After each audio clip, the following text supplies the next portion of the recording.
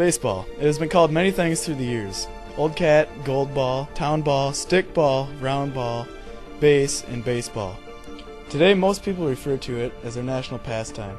In 2008, Major League Baseball brought in over $6 billion, playing in 31 major cities and bringing a total attendance of nearly 75 million fans. How did the game get so big? Through myths, legends, and tall tales, we will decipher the history of baseball from its beginnings in New York City to its migration to the rural Midwest like Davis County, Illinois. Most people have heard about Abner Doubleday, a former Gettysburg War hero who invented the game of baseball at Cooperstown in 1839. In reality, a sports manufacturer named A.G. Spalding from Rockford, Illinois, made up the story in an effort to promote baseball as an all-American game. In fact, baseball is based off the English games cricket and rounders, and originally had 8 to 15 men on a square infield at a time.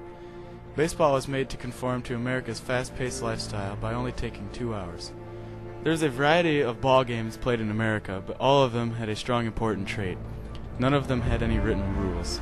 In September of 1845, the New York Knickerbockers Club was created, and one of its members named Alexander Cartwright wrote the first set of rules, thus inventing and changing the game forever.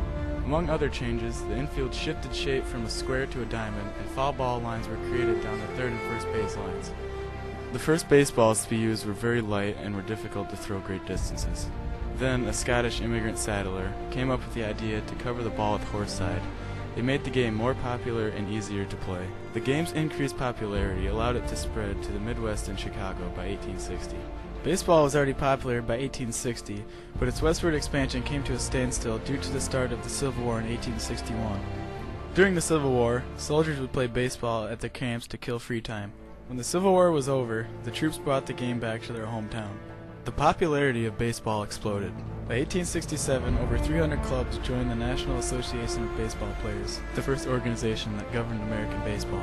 The first teams in the area played in Rockford and Freeport, Illinois, and Dubuque, Iowa. In 1866, the game was organized in Galena, Illinois through a series of meetings that took place for all of those who wanted to try baseball. The first actual game did not happen until a year later. It was not long before neighboring towns started to pick up the sport.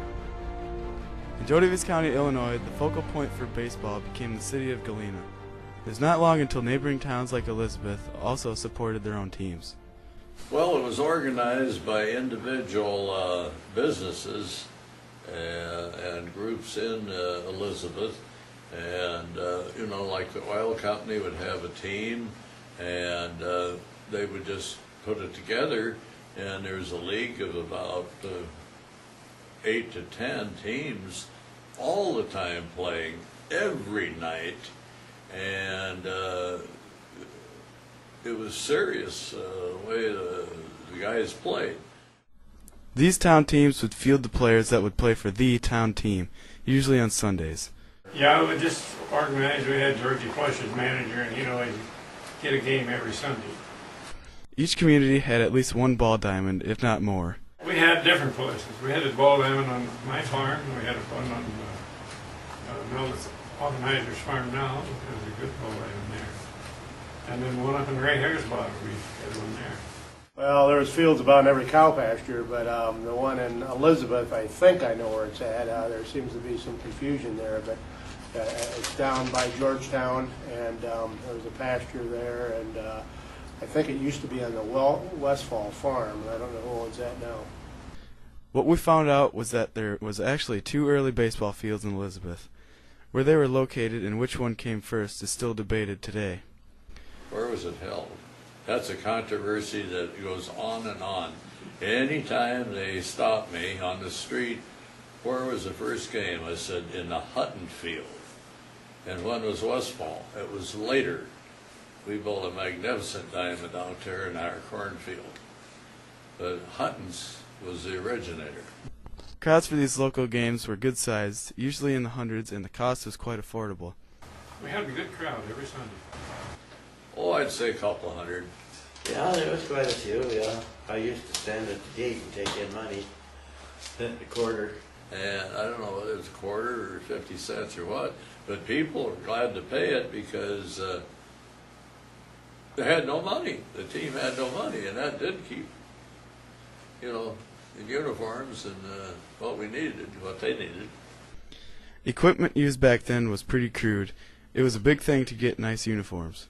I know the uniforms were the old type, obviously. They were wool, and I can't imagine wearing those on a 100-degree day, but with no air conditioning in the car to get there and everything, so it's kind of interesting. In Mossback, they had somebody buy them uniforms, you know. We'd come down, we beat the hell out of them. Yeah, I have his spikes that they screwed on a regular pair of dress shoes, and I have a uniform or two and a glove. Being a small town, Elizabeth had a hard time competing against bigger towns, but one team stands out.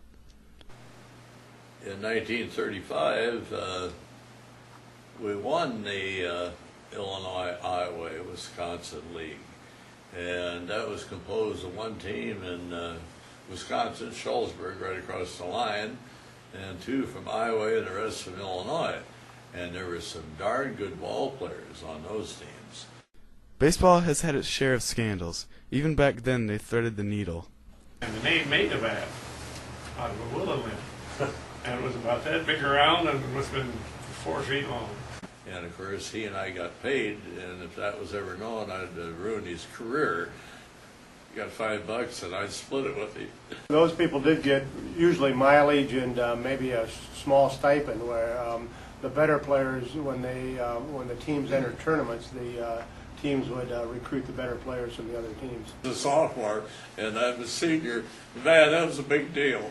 My God, they're hiring us right out of high school. Melvin Albright and Harvey Morrison were two excellent local baseball players from the area. Started out as a pitcher, then he hurt his arm, I was told, in the late 20s, and so then he played center field. He was actually fast. I don't know where he got that, because I'm not fast. So they said he was really fast. He was a triple hitter. He could hit 3 basers. Can't ever seen him hit a home run, but man, he could drive that ball like a shot, like a cannon, to left or right field. I played shortstop. Oh hell, I could throw a ball from here over here. Curtis said I could blow it. We played a few games. Hanover came up one day, and on every Friday afternoon, late, we'd have a ball game. And I struck out 19 and caught a pop fly and threw the other guy out at first base. The greatest moment, Savannah always had baseball teams that Elizabeth couldn't touch. And he, in 1936, won a 1-0 game and shut out Savannah. And Coach Switcher had Harvey in there, and Harvey threw curveballs equal to anybody in the major leagues. Nobody could hit him. Baseball in the Elizabeth area and all of Illinois was an important cultural and social activity until a new, faster America came about after World War II.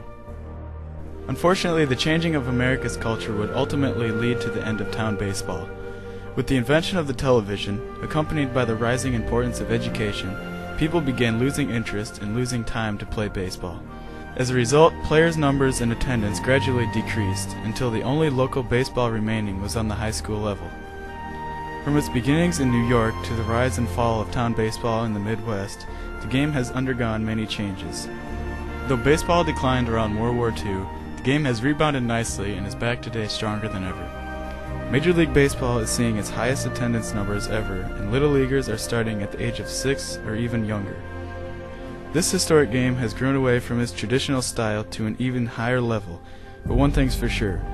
Baseball is not only America's national pastime, but also a local pastime.